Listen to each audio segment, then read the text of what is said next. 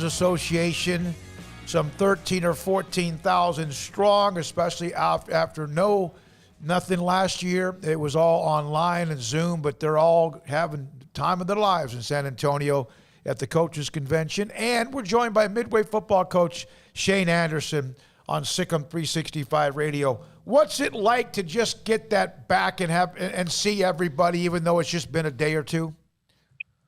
First of all, guys, thanks for having me on. And yeah, it's a great opportunity for us all to get back together down here and spend some time together and doing some professional development and getting to visit and network with coaches across the state. Yeah, it's got to be unbelievable the amount of information you can pull in. What do you focus on as a head coach at a new school this year, Shane? Do you do it a little differently than you maybe would have done a year ago? No, not necessarily. I mean, like I said, you got to pick out some lectures and some people that are speaking. Joe and those guys with the association do an unbelievable job of getting top-notch speakers in here. They've had some great speakers from the college ranks. Kicking it off with Jimbo Fisher from A&M.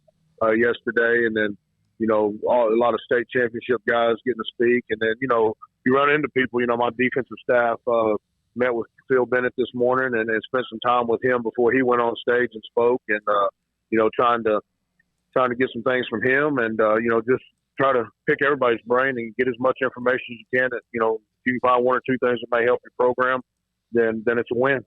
What speaker or what maybe thing that you've heard has stuck with you already?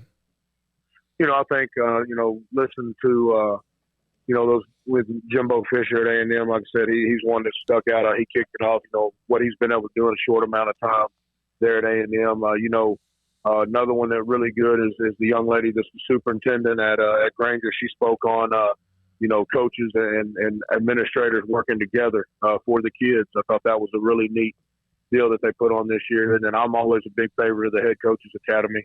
They do some things. John Snelson and his basketball coach from Dickinson talked about sharing athletes and getting kids playing multiple sports and being a well-rounded athletic program.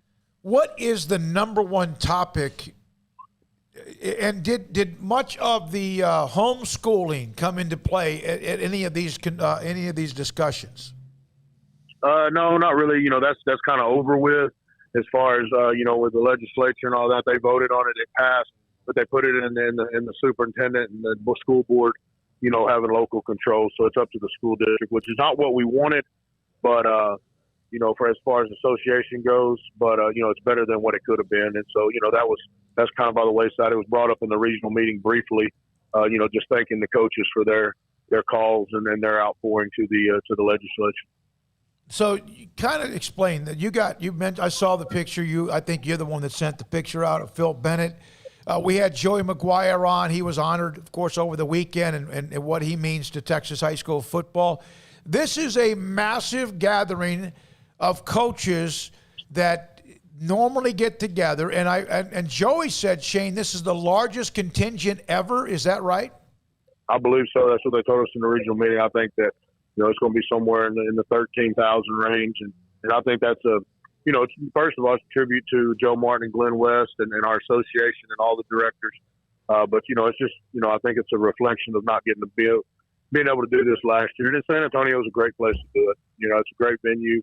Convention center here is unbelievable.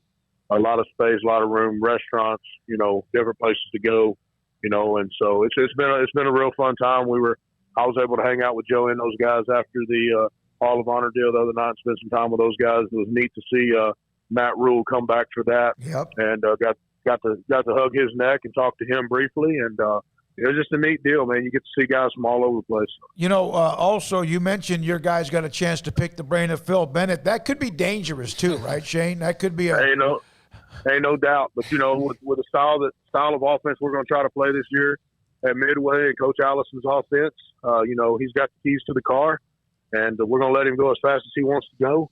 Very similar to what Coach Bennett had to deal with at Baylor with Coach Browse. And so I wanted my guys to be able to talk to him on some things that he thinks made that better and made him capable of being able to, to be a good defensive coordinator and get some stops in a high-powered Big 12. And then, making sure we talk to our guys about, what it's like to play defense with a fast-paced offense and knowing that, we may go for it on fourth down, or we may, snap the ball with 39 seconds on the play clock. So it's got to be a total buy-in by everybody on your staff, and I just wanted them to be able to kind of use their mind on some things talking the field and know that he did it at a high level, and hopefully we can as well. Yeah, I've seen Tommy's offense in practice. Sometimes you got to remind him that you can punt. He didn't like it. Yeah, we'll see how it all unfolds. Like I said, we got to find a punter first. So I said hopefully we can do that. We can do that here in the next couple of weeks and be ready to go on August the 9th. But no, it's going to be a lot of fun. I'm excited. Staff came together really nice. That's a tribute to Brad Shelton and then our athletic director and his assistants and everybody that played a part in that. And then I'm really blessed to have landed the staff we landed in a short amount of time. And, I think it's going to be a really exciting time for Midway football. Shane, kind of, compounding or expounding upon that, do you feel like you've settled in now? Does it feel like normal routine to be back in Midway? And what's it been like, just the process? I know, guys aren't in school right now, but, slowly but surely getting to know the players along the way. Yeah, it's been a lot of fun. It's been really refreshing and really rejuvenating. First 3 weeks, I'm not going to lie to you, was pretty overwhelming. It was, trying to hire, basically a full staff in a short amount of time. And, once we got the staff hired and we took a week off for 4th of July and catch our breath, and I was able to spend some time with my wife and kids and Gulf Shores and do some things with them and then get back, and it all came together really nice. I mean, we've been taking full advantage of the, the hour a day deal and being able to work some ball and implement our scheme. And man, hats off to our kids. They've bought in and they're ready to go. They're excited for the change. They're excited for the new offense and defense. They're excited for August to get here. And we just got to keep taking baby steps and making sure we're getting better each and every day. And like I said, hopefully we can be ready to go on the 27th when we play Round Rock in non-district. What's the most in attendance that you've ever spoken in front of? I was fortunate enough to speak, at some pretty big clinics, as a head coach at Connolly. And like I said, I think, I spoke at Southeast Texas Coaches Clinic, and there were several hundred people in that room, and then I spoke at several regional meetings and a couple other clinics. But I'd say, 300 or 400 or 500 maybe. It's a pretty good number. Yeah. Shane, thank you for jumping on. I asked him, I sent him a text. I said, what will you be doing at 5 o'clock besides having chips and hot sauce and maybe something else? I interrupted that from you. No, I appreciate it, guys. It's a lot of fun, and thank y'all for what y'all do. I look forward to working with you guys this season. Can't wait. Thank you, Shane. Shane Anderson, the head football coach. You have another one? Head football coach at Midway. All right, I got a couple of notes here. Here are some of the speakers of this convention. Dave Aranda with Jeff Grimes. We knew that. Sonny Dykes, Jimbo Fisher, Pete Fredenberg, Mary Hart and Baylor. Jeff Lebby, offensive coordinator at Ole Miss. Phil Bennett with Seth Luttrell, North Texas. Gary Patterson. Jeff Banks, assistant coach at Texas. Steve Sarkisian, Nick Saban. Our buddy Jeff Traylor with Tommy Perry from UT San Antonio. Matt Wells, Sonny Cumbie, that combination now at Texas Tech. And then also Lincoln Riley. I don't know if I mentioned him. Lincoln Riley will speak as well. Those are just some of the college coaches, and there's a few high school coaches as well who will be speaking at the convention. It's a pretty good list. It's a great list. It's always interesting to me to see that. I mean, again, if they ask, most coaches are going to say yes. I mean, Nick Saban's doing a Q&A, and they're going to because they want to bend the ear of the Texas high school coaches. You'd be nuts. You'd be nuts not to. I don't know, and I see this that when whoever's hired, Matt Rule was able to get very close to the Texas High School Coaches Association. They loved him.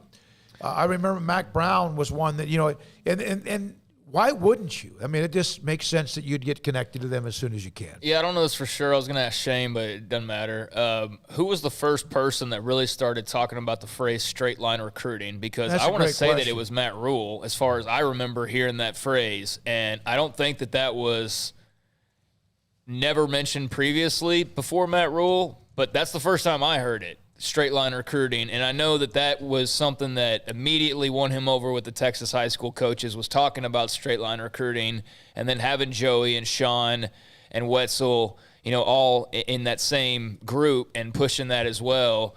And I just remember, though, who the person who was in charge of it talked about. Yeah, Matt Rule blew us away. He's talking about straight line recruiting. And, like, I just remember the impression that he made there. And now it was like a whole big thing was on it this weekend. And every coach was talking about straight line recruiting this, straight line recruiting that. You know when it was created? When? Spring of 2018. Matt freaking Rule. I mean, basically, yeah. Yeah, I mean, that's where I first recalled hearing it, and I knew what it was before that, but I just know that as far as attention being placed on it, that's what I remember. And so, yeah, that was right in line with that. It assures that athletes who get recruited have the high school coach's stamp of approval and will be productive athletes in the college program. And it is back. Yeah, there you go. And I remember, oh, my goodness, he's now at Denton Ryan, or he was won a state championship very